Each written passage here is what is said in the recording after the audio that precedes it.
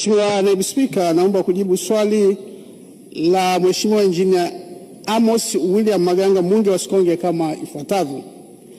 Mheshimiwa Naibu Spika, upembuzi yakinifu na usanifu wa kina kwa ajili ya ujenzi kwa kiwango cha lami wa barabara ya Ipole Rungwa inayounganisha mikoa ya Tabora na Mbeya umekamilika.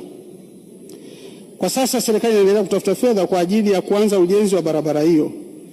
Kuhusu barabara ya Sikonge Kipili, serikali inaendelea kutafuta fedha kwa ajili ya kuifanyia upembuzi yakinifu na usanifu wa kina kwa ajili ya kuijenga kwa kiwango cha lami. Baada ya usanifu kukamilika, serikali itatafuta fedha kwa ajili ya kuanza ujenzi. Asante Mheshimiwa Naibu Spika.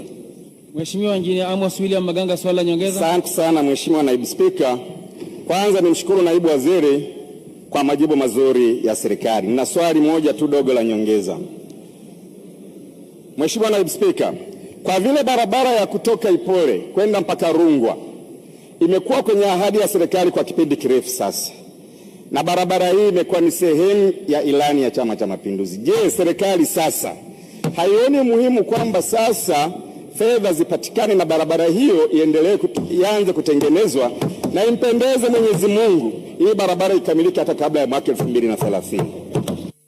Mheshimiwa Naibu Waziri, majibu.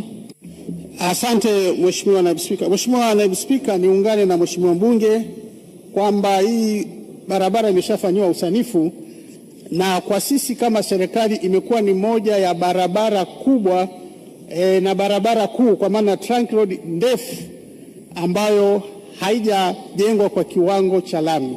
Na tunapoongea sasa hivi, Mheshimiwa Naibu Spika, serikali inatafuta chanzo sahihi kwa maana ya kuijenga hiyo barabara kuanzia Ipole hadi Rungwa.